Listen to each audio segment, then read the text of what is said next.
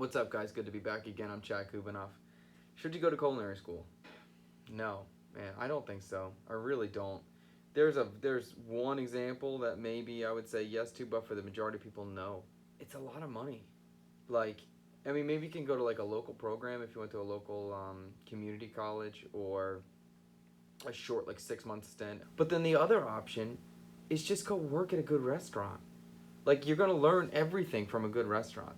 You don't need to go to culinary school. You don't need to pay to learn. You can get paid to learn if you just go to the best restaurant you possibly can. So I don't understand this concept of go somewhere and go pay to learn how to do it when you can go get paid to learn how to do it. It doesn't make sense to me. I've met a lot of cooks who went to culinary school and they're in debt.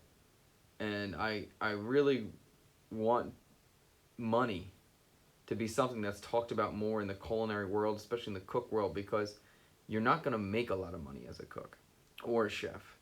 So you should understand money, and you should learn how to use the little money that you're going to get. And I think that's important. And to start your career off deep in debt with a career path that most likely is not going to give you extreme bountiful rewards at the end of it is a difficult choice to make, and maybe not the most intelligent choice to make. A little background. I did go to CIA for a brief period of time. I had a scholarship. It was my dream to go to CIA. That was my dream. I wanted to go there. I mean, it was everything that I wanted. And I had a scholarship to go to the CIA. I was in some national competition when I was in high school. When I was in tech school, which I highly recommend going to tech school, but not to a culinary university. But so anyway, I got a scholarship to go to the CIA. While I was there, I mean, I thought it was really cool. I enjoyed it. And then it got to a point where we had to write a book report, and I wanted to write on something about food. And we had to write about Cape Fear, which was a novel that I had no interest in because I was at the CIA, the Culinary Institute of America. I wanted to be there to talk about food and cook food and only be involved with that. So I quit after that because it didn't make any sense to me. I didn't want to write about Cape Fear. I wasn't there for Cape Fear. And my scholarship was coming to an end, so it was going to start becoming my money. So I was like, screw this shit. So I left.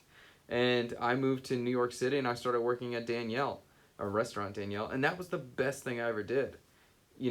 Immediately I started working in an extremely, extremely high-level, difficult environment where I was learning and being pushed every day, and I was getting paid.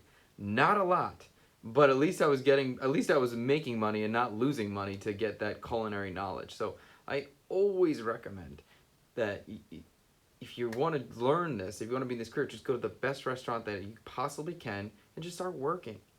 I can't believe the amount of debt that cooks are holding on to, and they're making 35, 40, 50,000 a year maybe as a cook, maybe 50 as a cook. I mean, I don't think you're getting 50 as a cook.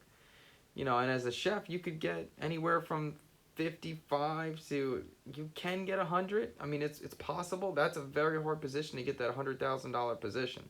The majority are going to be anywhere from like 50 to 80. Even 80 is pushing it. The reality is it just doesn't pay that well. That's the reality of our business, of this chosen field.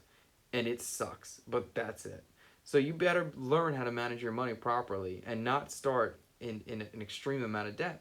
The one example that I can think of where I would recommend culinary school to somebody would be someone who's starting later in life. Somebody who had a first career where they actually made a lot of money. Maybe they were a doctor or a dentist or something like that, where they already had a career path, they made a lot of money, and they wanted to change their career path. And this amount of money, whether it's $30,000, $50,000, or $60,000 a year to get this scholarship, to pay for the program, they can handle, then all right, go for it. I still would, to them, I'd recommend they just go to the French Laundry and start working, or a Lenier or something like that. But if they really want to go down the school path, at least they can afford the money, and I kind of get it. They're starting a little bit later. They want to go for it. Okay, that makes sense.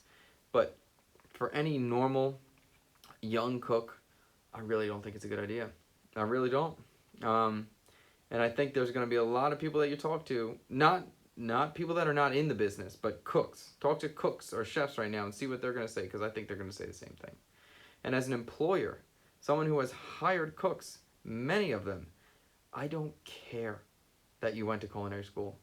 It means nothing to me. When I see your resume that you went to CIA or Johnson Wales or wherever, it means zero. I don't give a shit. I don't care. Doesn't mean anything. What I care about is when you come to work that day, do you come on time? Do you show up first? Do you show up on time? And how do you work? Do you listen? If I tell you to do something, do you do it? Can you do it? How quickly can you learn? How quickly do you respond? You know, that kind of thing. I care about on the day what you do, not on the paper. So do not think that just because you went to this school, it's going to open up all these new jobs for you, because it's not. If you went at a high school at 18 years old and knocked on the door of the French Laundry tomorrow, you could get a job, like near immediately. You may be washing dishes at first, but it's better to make money than to lose money. And if you're washing dishes at the French Laundry, you're doing fine.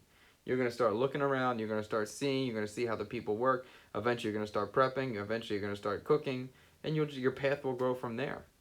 You know, so the older I get, the more aware of this I become, and I want cooks to understand that putting yourself in that much debt at the start of your career is just not a wise decision. So I hope this is helpful. I hope this is valuable to some people. I hope this kind of gives you the push or the perspective of an older culinarian or something like that, you know.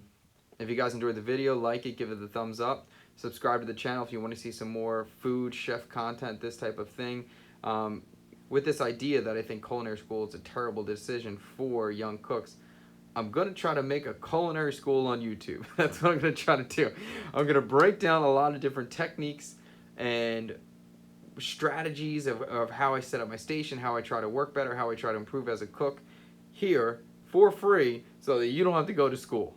That's my idea, and that's what I intend to use this YouTube channel for. And part of it is to have some fun with culinary and different things like that and show off some other chefs. But a lot of the content on here is going to just be straight up information of how to be a better cook, how to be a cook, techniques, things like that. So if that's your ballpark, subscribe.